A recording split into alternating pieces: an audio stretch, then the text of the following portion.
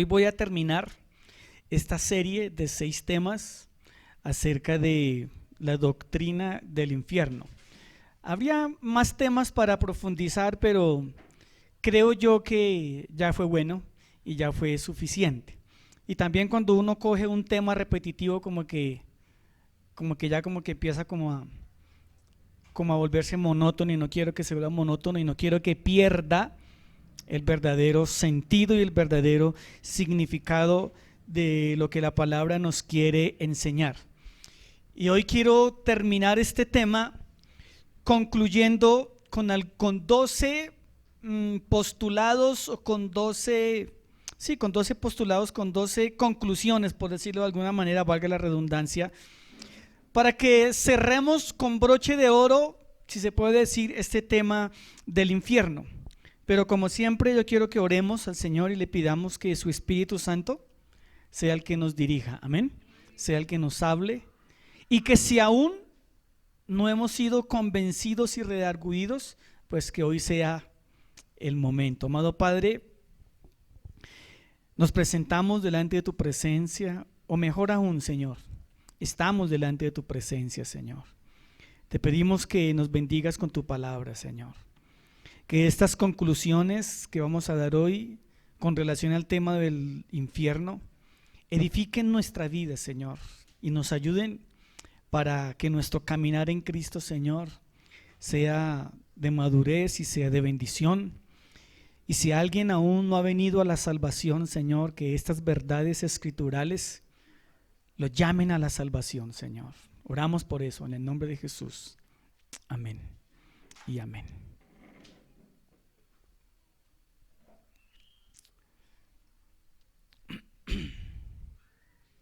Mateo capítulo 7, versículo 21.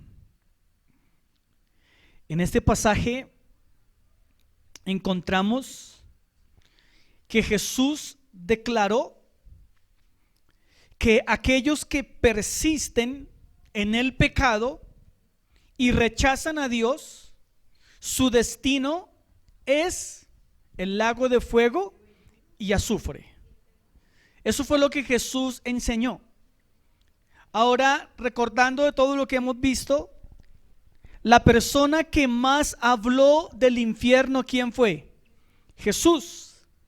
La persona que más hizo menciones en la Biblia fue Jesús y fue el apóstol Juan. Pero Jesús batió récord, y en los evangelios encontramos muchas menciones que Jesús hizo de esta doctrina. Ahora, ¿por qué tenía que ser Jesús y no por qué tenía que ser otro el que hablara del infierno? Porque es que Jesús fue el que lo creó. La Biblia dice que en Él y por Él y para Él fueron creadas todas las cosas. Y todo lo que hay y todo lo creado fue hecho por las manos de nuestro Señor Jesucristo. Así que Cristo es el creador de este lugar. Y si Él es el creador, pues Él mejor que nadie sabe para qué lo creó, con qué fines lo creó y cómo será este lugar. Ya lo hemos visto nosotros.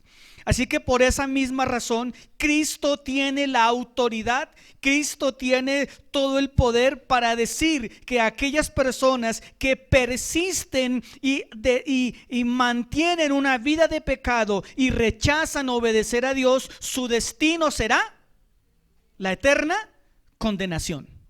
Mateo 7, 21 y 23 dice lo siguiente: no todo el que me dice Señor, Señor, entrará en el reino de los cielos.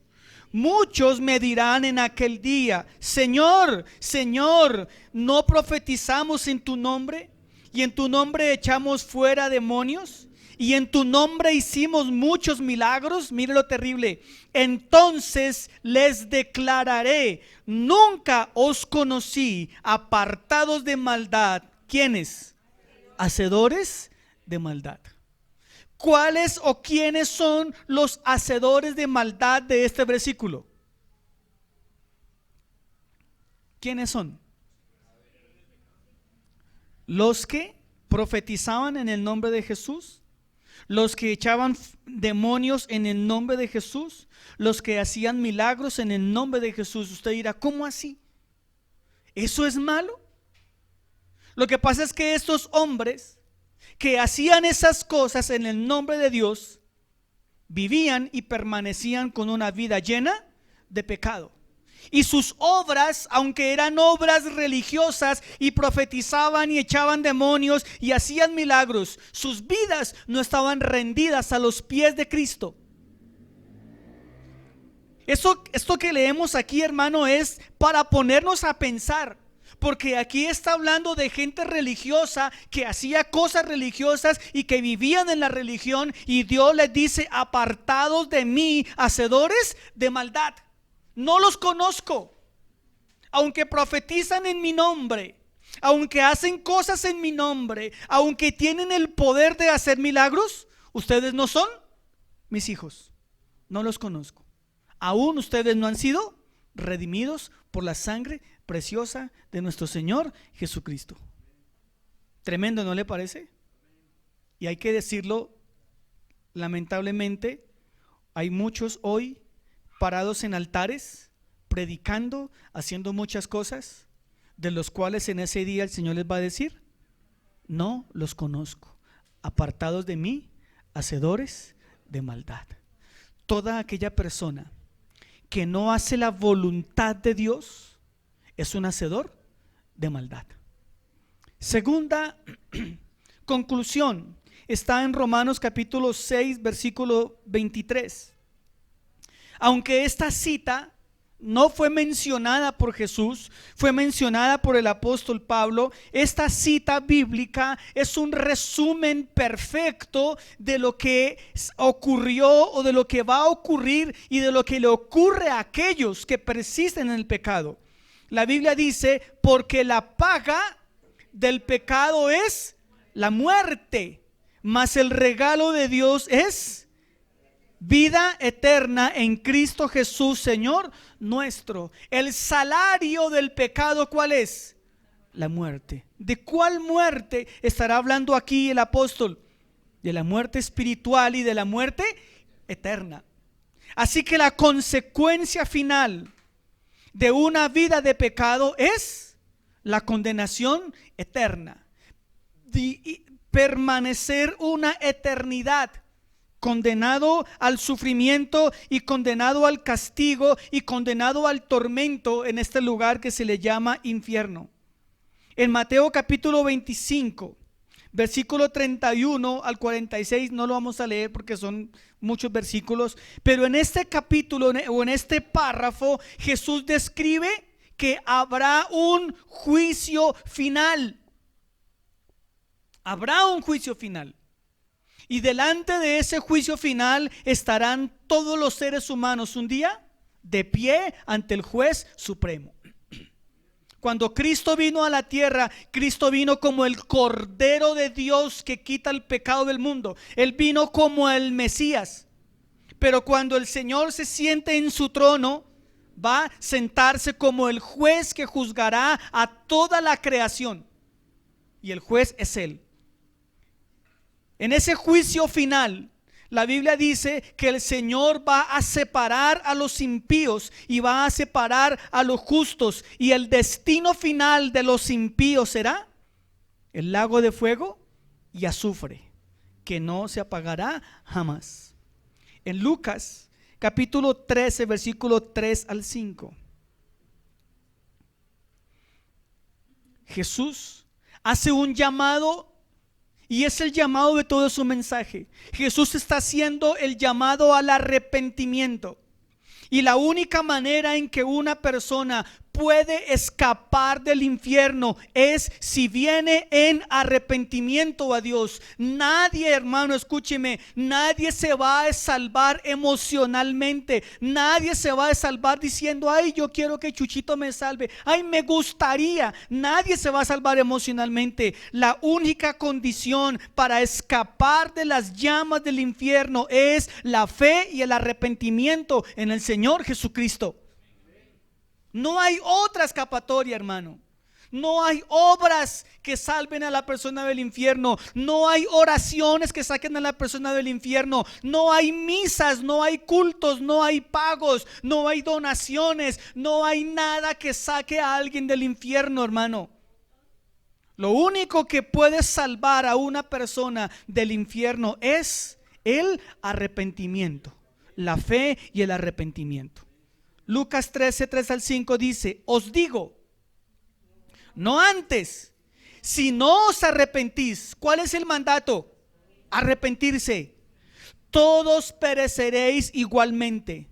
O aquellos 18 sobre los cuales cayó la torre de Siloé y los mató, ¿pensáis que eran más culpables que todos los hombres que habitaban en Jerusalén? Os digo, no.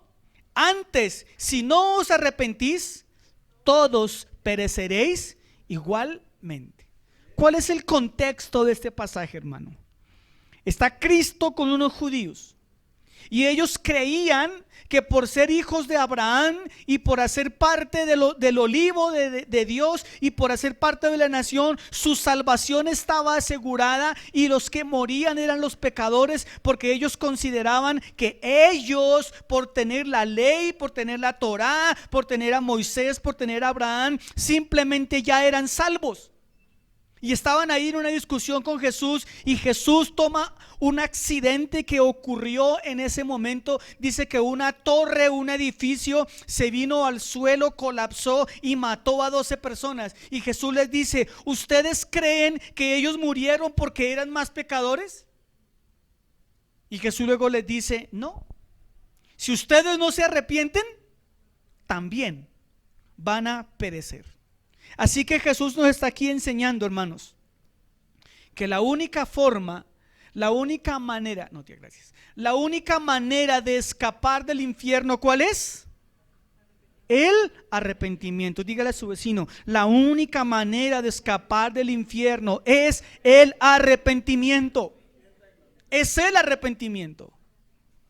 Cuarto, está en Mateo capítulo 7, versículos 13 y 14.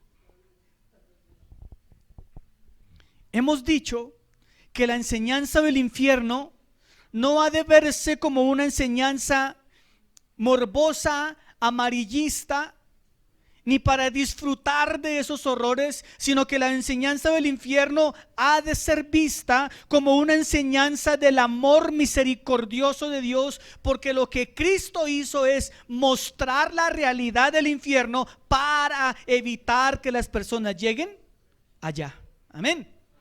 Cuando Cristo habló del infierno, no lo hizo para alegrarse ni para gozarse.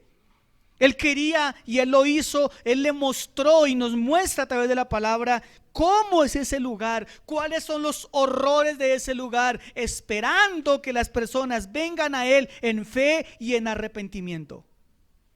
Mateo 7:13 dice lo siguiente: entrad por la puerta estrecha, porque ancha es la puerta y espacioso el camino que lleva a la perdición, y muchos son los que entran por ella, porque estrecha es la puerta y angosto el camino que lleva a la vida, y pocos son los que lo hallan. Qué versículo tan triste, porque el mundo quiere la puerta ancha, la puerta de la facilidad, la puerta del no compromiso, la puerta del no arrepentimiento, la puerta de las obras, la puerta del humanismo, la puerta de las religiones, la puerta de la libertad. Y el Señor dijo: esa puerta lleva ¿a dónde? A la perdición, al infierno. Pero hay una puerta que es una puerta por donde pocos la hallan. Mírenlo, el verbo que usa aquí el Señor. Pocos hallan esa puerta. Recuerdo lo que dijo Jesús: yo soy el camino, la verdad, la vida. Yo soy la puerta del redil. Aquí está hablando de Él. Pocos son los que lo encuentran a Él. Por eso, hermanos, se hace urgente que la iglesia de Cristo predique acerca de la salvación. En Juan capítulo 3, versículo 16 al 18, que tanto lo sabemos, el mensaje de la condenación, el mensaje del infierno contrasta con el mensaje de salvación. El mensaje de la doctrina del infierno no tendría sentido, hermano, si no hubiera una salvación. Y no es que la salvación se necesita a causa del infierno, porque la salvación fue planeada desde antes de la fundación de la tierra. Dios planeó la salvación, pero el infierno nos muestra la realidad que el hombre necesita de escapar de esa verdad. Usted se lo sabe de memoria, porque de tal manera amó Dios al mundo que ha dado a su Hijo unigénito para que todo aquel que en él cree no se pierda, mas tenga vida eterna. Aquí nos menciona la otra condición para escapar del infierno. ¿Cuál es? Creer. Pero aquí no está hablando de un creer natural. Aquí no está hablando del, sí, yo creo en Chuchito, yo creo en él. Aquí está hablando de un creer para venir en obediencia al llamado a la salvación. Creer es venir en obediencia. Versículo 17. Porque no envió Dios al mundo para condenar al mundo, sino para que el mundo sea salvo por él. Si usted saca este versículo de contexto, los invito al seminario de interpretación bíblica. Si usted saca cuña no paga. Si usted saca este versículo del contexto, hermano, y lo lee así solamente, usted dice, ¿se da cuenta? Jesús no vino a condenar a nadie. Entonces nadie va a ser condenado. Si yo saco el versículo de ahí, pero si yo meto el versículo dentro del texto y leo el contexto, le voy a encontrar el verdadero sentido, el verdadero significado del versículo. Entonces dice, porque Dios no envió a su Hijo al mundo para condenar al mundo en su primer venida. Él no vino a condenar al mundo en su primer venida. En su primer venida, ¿a qué vino? A salvar al mundo. Por eso Él vino como el Mesías. Dirían los hermanos judíos el Mashiach. Dirían los hermanos griegos el Christos. Y los hermanos latinos decimos el Mesías, que es lo mismo. O Cristo, para nosotros Cristo. Versículo 18. Mire, el que en él cree, ¿qué ocurre? No es condenado. Pero sería más interesante, perdóname que les corte, sería más interesante que en vez de creer, colocáramos obedecer. Entonces, ¿qué tal si lo leemos? A el que él obedece no es condenado, pero el que no obedece ya ha sido condenado porque no ha obedecido el nombre del unigénito Hijo de Dios.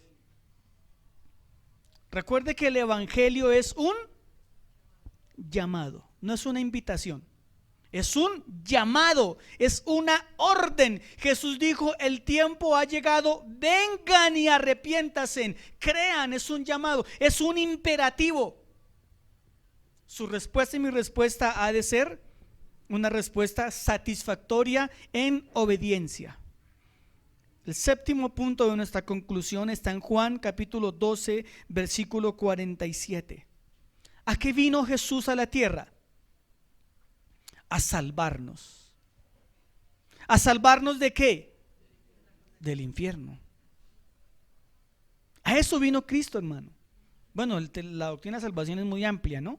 Pero hablando del tema de la salvación, Cristo vino a salvarnos de los horrores del infierno. Juan 14, 47. Al que oye mis palabras y las guarda. Por eso es que muchos evangélicos no abren la Biblia entre semana, porque leen así la Biblia, porque guardan la palabra, ¿sí? No dice eso, no dice que la guarde, Desguárdela. Aquí guarda significa, ¿qué significa? Atesorar, obedecer, poner en práctica. Es lo que está diciendo aquí la palabra del Señor. Si usted la había guardado, hermano, conviértase hoy, hermano. Desguárdela, hermano. Sáquela de allá del cajón donde la guarda el domingo cuando llega de culto y la saca el otro domingo por la mañana. Sáquela de ahí, hermano. Déjela a la mano para que la pueda leer.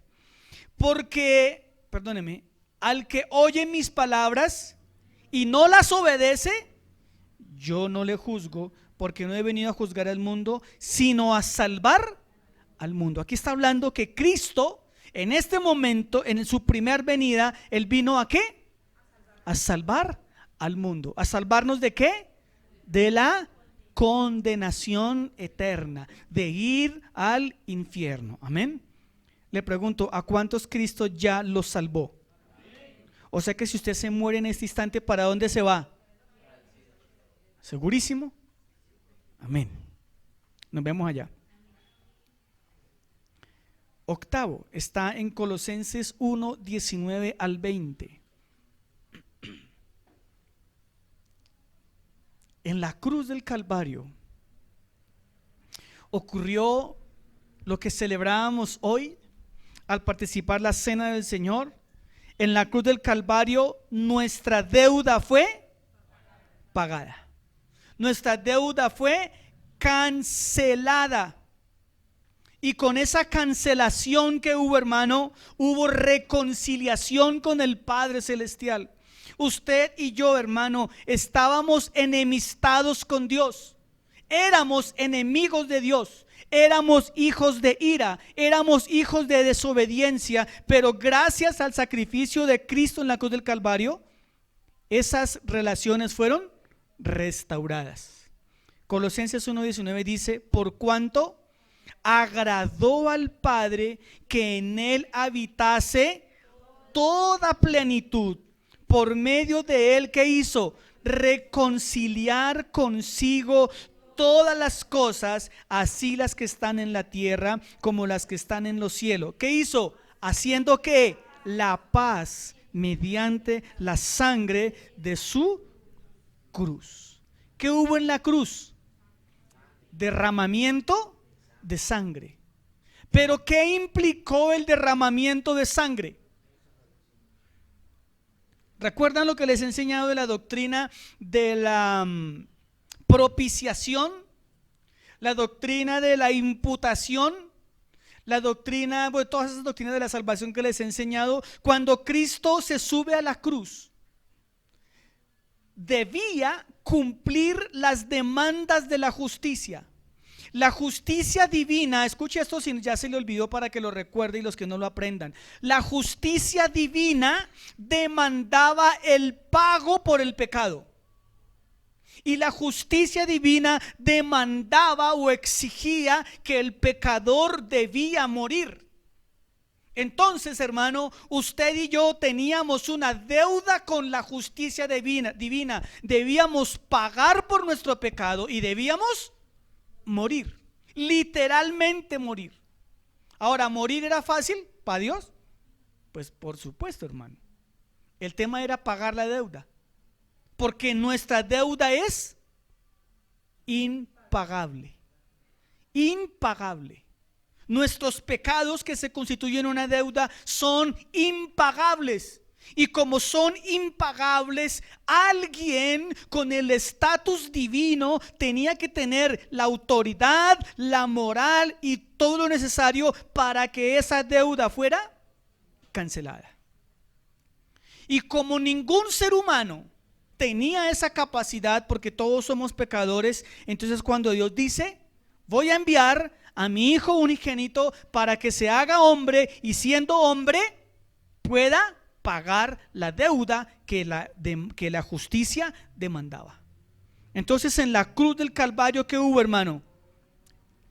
Él se pagó la deuda de mi pecado y con ese pago de esa fianza, mi estado de enemistad con Dios fue reconciliado. Amén.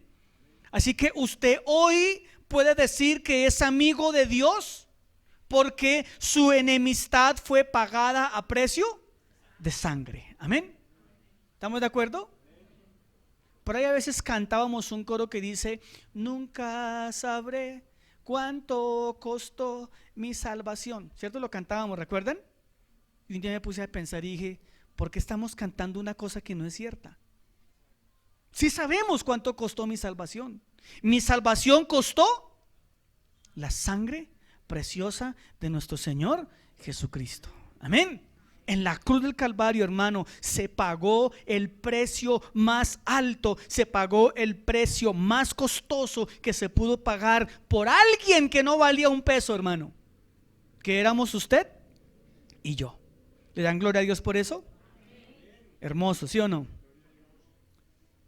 En 1 de Corintios capítulo 15, versículos 55 al 57, encontramos que la resurrección de Cristo demuestra su victoria sobre el pecado y demuestra su victoria sobre la muerte. Y la resurrección de Cristo, hermano, asegura la vida eterna para quienes creen en Él. Mira, hermano, ¿qué hubiera pasado si Cristo no resucita?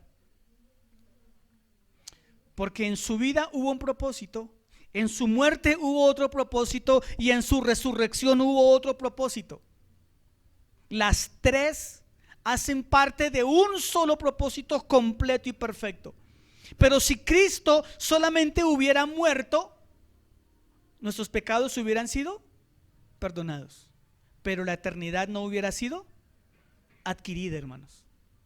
Por eso era necesario que Él resucitara de los muertos, hiciera la labor completa. Acompáñeme leyendo el 15:55 al 57. ¿Dónde está, oh muerte, tu aguijón? ¿Dónde está, oh sepulcro, tu victoria? Ya que el aguijón de la muerte es el pecado, y el poder del pecado, la ley. Mas gracias sean dadas a Dios, que nos da la victoria por medio de nuestro Señor Jesucristo. En la cruz, hermano, en la resurrección, hermano, está la victoria sobre la muerte. En la resurrección está la victoria sobre la condenación. Amén. Si Cristo no hubiera resucitado, hermano, estaríamos incompletos. En la resurrección se completó la obra completa y perfecta de nuestro Señor Jesucristo. Nuestra décima conclusión está en Juan capítulo 5, versículo 24. ¿Cuántos quieren escapar del infierno? O sea que usted no ha escapado.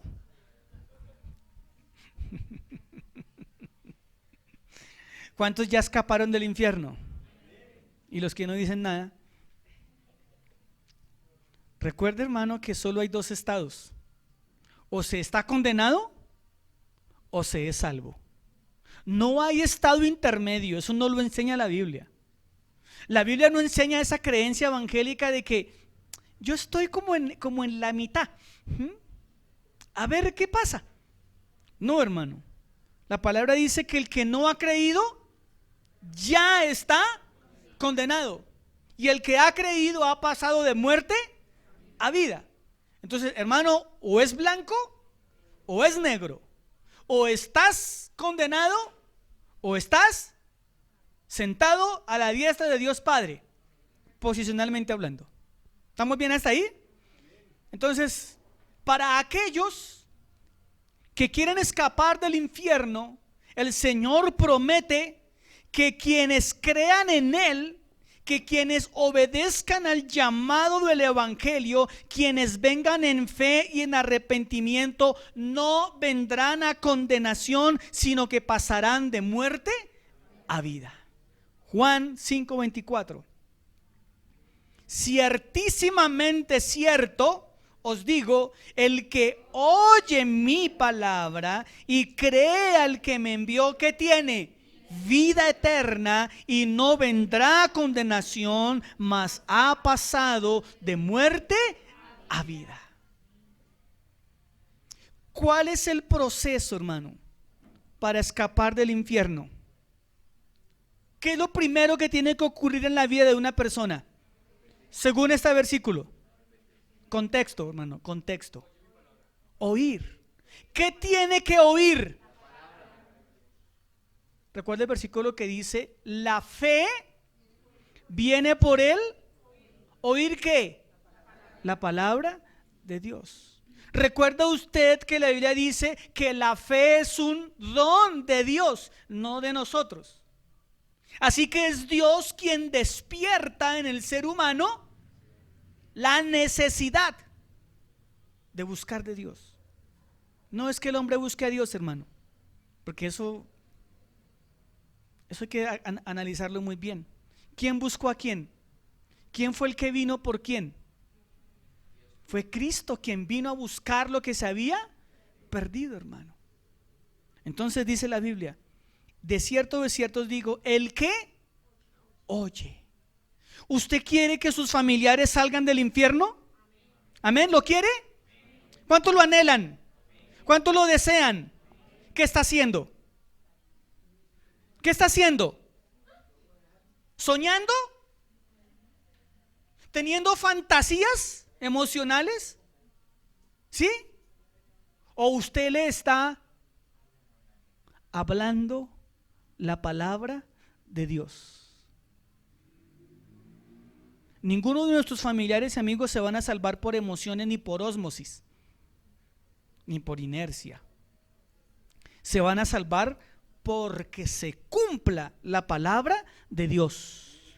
Por eso Jesús dijo: ciertísimamente cierto. En el griego se lee amén, amén. Se lee el que oye mi palabra. Y no solamente basta oírla. ¿Qué hay que hacer? Creerla. ¿Qué significa creer? Obedecer. Por eso él dijo: venid en arrepentimiento y fe. Una persona puede oír la palabra, pero si no viene en fe y en arrepentimiento, hermano, no hay nada que hacer. Leámoslo de nuevo. De cierto os digo, el que oye y cree. Ahora, mire, ¿qué es lo que las personas deben creer? Lea el contexto, hermano. Siempre, acuérdese esto, contexto. ¿Qué es lo que las personas deben creer? Ahí lo tiene, hermano. Al que me envió. ¿No le parece interesante? El mundo cree en Dios, pero el mundo no cree a Dios. ¿Ve la gran diferencia? El mundo cree que hay un Dios, y muchos tienen un Dios imaginario. Les invito a que escuchen la prédica: un Dios, un ídolo llamado Dios. Muchos tienen un ídolo en su cabeza al cual le han puesto el nombre de Dios, pero no es el Dios de la Biblia. Y Jesús dijo: las personas tienen que oír la palabra. ¿Cuál palabra? La palabra que Dios ha dado. Y las personas deben creer a la palabra que Dios ha dado. ¿Cuál palabra? Ahí la tiene usted sobre sus piernas. La Biblia, hermano. Sigue diciendo: entonces aquel que oye, aquel que obedece la palabra, aquel que obedece a Dios, como consecuencia tiene vida eterna. Entonces démonos cuenta, iglesia, que la vida eterna es algo que no se consigue, porque es que yo no la consigo. Se recibe, hermano, la salvación.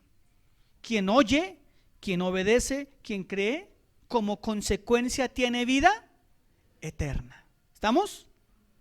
Y entonces quien hace ese proceso dice que sale del estado de condenación y pasa al estado de salvación, y no vendrá a condenación, mas ha pasado de muerte a vida.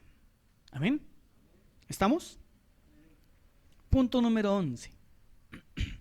Lo encontramos en Mateo capítulo 28, versículo 19. ¿qué nos motiva la enseñanza del infierno? ¿A qué nos debe mover esta doctrina del infierno y de la condenación? Yo pienso, hermano, que esta doctrina nos debe mover a vivir una vida santa. Eso no lo apunté, me acaba de ser revelado. Nos lleva a vivir una vida santa, una vida en temor a Dios. Yo no creo que ningún hijo de Dios vaya a ser condenado, porque la palabra dice: ninguna condenación hay para los que están en Cristo Jesús. Y si la palabra dice que no hay condenación, no hay condenación. Pero muchos cristianos quieren vivir descaradamente. Pero, hermano, la realidad del infierno nos debe motivar ¿a qué? A predicar el evangelio de Jesucristo. La realidad del evangelio, hermano, nos debe llamar y nos debe mover para vivir una vida santa, una vida pura, una vida inmaculada, una vida diáfana, una vida santa delante de Dios. Amén. ¿Estamos o no estamos? ¿Cuántos se están preparando para recibir al Cordero? Cuando uno se va a casar, ¿qué hace la novia?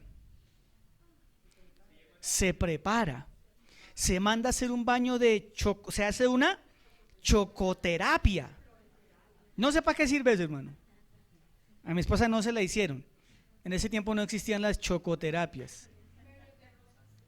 Sí, ella le hicieron el baño de rosas. Bien, hasta ahora me acabo de razón que se olía a flor, mi mujer. Bien. Y entonces la novia, ¿qué hace? Se prepara, ¿cierto? Se pone a dieta, cierra el pico, se manda a alisar el cabello. Si es crespa se manda a alisar, si es lisa se manda a encrespar, en fin. Se manda a maquillar, se arregla, se compra un bonito vestido, se perfuma, todo lo que ocurre en un matrimonio. El hombre por su lado pues también hace lo mismo, ¿cierto? Aunque la cereza de la ceremonia siempre será la novia. Deberíamos cambiar esa tradición, pero bueno. Yo le hago una pregunta. Si en el transcurso de los preparativos para la ceremonia matrimonial a la novia se le derrama algo en el vestido y lo mancha y no tiene nada que hacer, ¿cómo va a llegar al matrimonio? Manchada. Le hago la pregunta: ¿se va a casar, sí o no? ¿Se efectuaría la boda? ¿Sí o no? ¿Sí? Claro que sí. O si de pronto llegó sin arreglarse, sin maquillarse, llegó en sudadera, el novio dice: no, pues es que yo la amo como es. Él dice: me voy a casar. ¿Sabe una cosa, hermano? Muchos cristianos están viviendo ese tipo de noviazgo con Cristo. Viven su vida espiritual como se les antoja, como quieren. Y van a llegar al cielo, sí, van a llegar al cielo.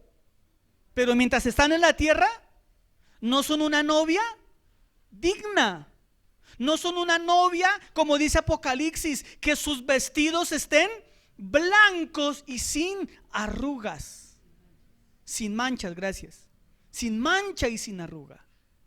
Así que, hermano, yo le invito para que esta enseñanza del infierno, hermano, nos ayude cada día a presentarnos delante de nuestro novio como una novia limpia, sin mancha y sin arrugas.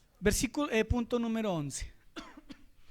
La doctrina del infierno nos debe mover, nos debe motivar y debe mover a la iglesia, hermano, a predicar el evangelio de Jesucristo. Amén.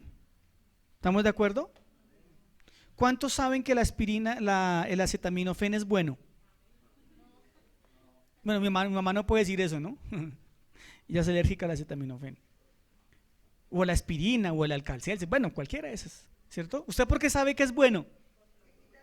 Porque le quita el dolor. Entonces, cuando usted ve a un amigo enfermo, ¿usted qué le dice?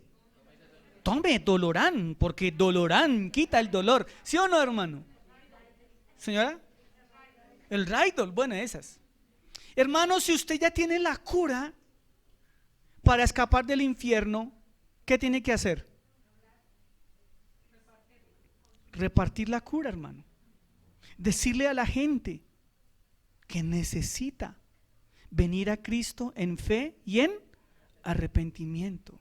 Amén. ¿Estamos? ¿Quién debe hacer la tarea? Usted, no yo. Ay, pastor, ¿cuándo viene a la casa y le predica a mi familia? Predíquele usted. Yo tengo la mía. Es usted el que debe predicar, hermano. Es usted. Primera de Pedro dice que Él nos llamó para anunciar las verdades de aquel que nos llamó de las tinieblas a la luz admirable. ¿Quién debe hacer la tarea? Pastor, es que no me ponen cuidado. Usted cumpla con hacerlo. Pare de contar. Es que ninguno se me ha convertido. No se le tiene que convertir. No se preocupe por eso. ¿Su labor cuál es? Hablar. La responsabilidad de la conversión, ¿de quién es? Del Espíritu Santo. Él es el que convence. Él es el que convence. Entonces, Mateo 28:19 dice, ¿qué dice? Mateo 28:19. Por tanto, ¿qué es el por tanto? Es un imperativo. ¿Sabe qué es por tanto? Una orden. Vayan. Así que si usted y yo no vamos, ¿en qué nos convertimos? En una novia desobediente. Se dirá, pero a fin de cuentas me voy para el cielo. Sí, claro. Pero va a ser una novia desobediente. O sea, va a llegar desaliñada al matrimonio. Va a llegar con el moño caído. O con el ramo marchito. Porque es una novia desobediente. Por tanto, id y haced discípulos. Yo le quiero preguntar a la iglesia, ¿cuántos discípulos tiene usted hoy en día? ¿Qué es un discípulo? Un aprendiz, un seguidor. Entonces yo le pregunto, hoy, ¿cuántos seguidores tiene usted? ¿A cuántas personas usted está discipulando? Ese es el mandato, ¿sí o no? ¿Para quién es el mandato? Para la iglesia. No es para mí. Yo lo estoy haciendo con ustedes y procuro hacerlo por fuera. Ahora yo le pregunto a mi iglesia, ¿usted a quién está discipulando? No, es que yo mando un mensaje de WhatsApp. No, yo no le estoy preguntando que cuántos mensajes de WhatsApp manda. Es que yo comparto las prédicas del Paz Dani. No, yo no le estoy preguntando que cuántas prédicas mías comparte. Le estoy preguntando si está discipulando a alguien, que es el mandato de la palabra, hacer discípulos. Porque usted puede mandar muchos mensajes de WhatsApp, pero no tiene un solo discípulo. Y le puedo casi que garantizar, asegurar, profetizar, declarar, pactar que el 95% de los mensajes de WhatsApp que usted y yo mandamos, las personas no lo leen. ¿Le ha pasado? ¿Lo ha visto? Entonces dice la Biblia, por tanto, id y haced discípulos. ¿En dónde? A todas las naciones. Aquí es cuando nace el amor misionero. Señor, llévame a la China. Señor, yo quiero ser misionero en Hawái. Señor, yo quiero ser misionero en Miami. Señor, llévame a pasear en yate, Padre. Yo quiero predicar tu palabra en yate. De pronto tiene un vecino de apellido Yate. Vaya donde Yate y le predica la palabra. Aquí la palabra naciones se traduce como etnias, grupos culturales. ¿Sabía usted que los ñeros son un grupo cultural? Vaya, le predica ya a esos muchachos. Ay, pastor, ¿cómo se le ocurre? Claro que sí. Etcétera, etcétera. Sigamos leyendo para ir terminando. Usted hace discípulos, usted predica en las naciones. ¿Y qué toca hacer? Bautizarlos, porque se han convertido en el nombre del Padre y del Espíritu Santo.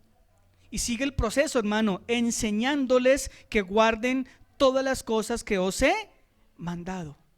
¿Qué es lo que tiene que usted enseñarle a las personas? ¿Qué tiene que enseñarles? Que guarden, o sea, que obedezcan lo que Dios ha mandado. ¿Y qué fue lo que Dios mandó? Los 10 mandamientos. Simple, hermano. Yo tengo que enseñar a la gente eso. Eso es lo que tengo yo que enseñar a la gente. Ahora, sí, pero es que a mí me da miedo, a mí no me hacen caso, es que yo, mejor dicho, pobrecito de mí. La Biblia le da una promesa: y aquí yo estoy con usted todos los días hasta el fin del mundo. Amén. La obra de evangelización no la hace usted solo, la hace en el poder del Espíritu Santo. Amén. Aunque usted crea que va solo, le puedo garantizar que no va solo. ¿Estamos? Créalo por la fe. Y número 12 está en Marcos 16, 15 al 19.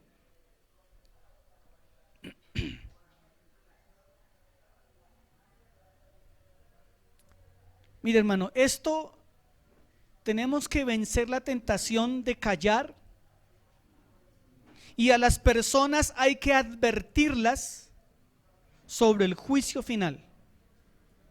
No, pastor, ¿a usted cómo se le ocurre que yo a mi familia le voy a decir que se va a condenar?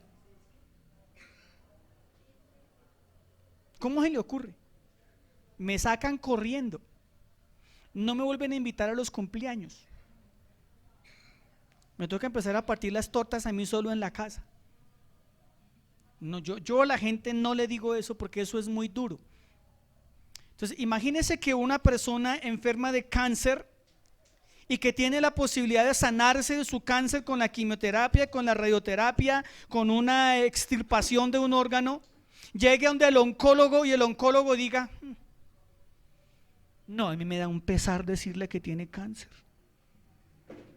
Esa señora se va a poner a llorar y de pronto hasta la mato con esa noticia. Yo mejor le digo: señora Gladys, tómese unas acetaminofén para el dolor y váyase tranquila para su casa. ¿Qué clase de médico sería ese?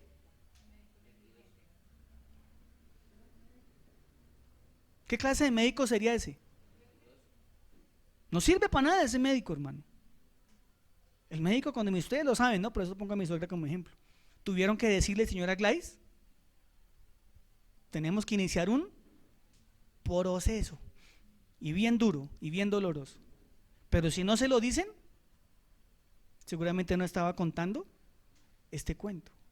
Hermano, usted y yo no podemos ser médicos negligentes. A la gente debemos decirle que hay un juicio y que todos nosotros estaremos un día delante del juez supremo para recibir un juicio. Amén. Y a la gente hay que decirle que sí hay un infierno y que sí hay una condenación. Hay que decírselos. Jesús lo dijo, Jesús lo advirtió, Jesús no lo dijo. Entonces, ¿por qué nosotros debemos o queremos callar estas verdades, hermanos? ¿Por qué a la gente le decimos: tranquilo, no se preocupe que Dios es amor, tranquilo, siga así que Dios va a resolver tu situación, siga así? Claro, va para el infierno, pero usted le dice: sí, tranquilo que Dios le va a resolver la situación. No se preocupe. Está en pecado, usted sabe que si se muere se condena y le dice: tranquilo, no se preocupe. No, usted debe decirle: preocúpese, hermano, y preocúpese bastante. Y hay que decirle: hermano o amigo o primo o lo que sea, usted tiene que entrar en un proceso de quimioterapia espiritual, hermano. Y ese corazón podrido y enfermo que tiene que ser convertido en un corazón de carne, dice Isaías. Hay que decirle: usted está muerto en pecados y delitos, usted necesita ser resucitado. De lo contrario,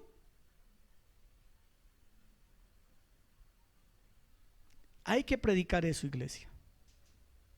No vamos a salir a condenar a la gente, ¿no? No vamos a salir a maltratar a la gente. Como un día escuché a una persona que se subió al bus cuando montaba en bus y se paró con la Biblia abierta y comenzó: ustedes, parranda de víboras, generación de víboras. No, pues no, hermano, tampoco así. Y lo estaba interpretando mal también el texto. No. ¿Usted cómo le va a decir a su primo: ¿qué hubo, víbora?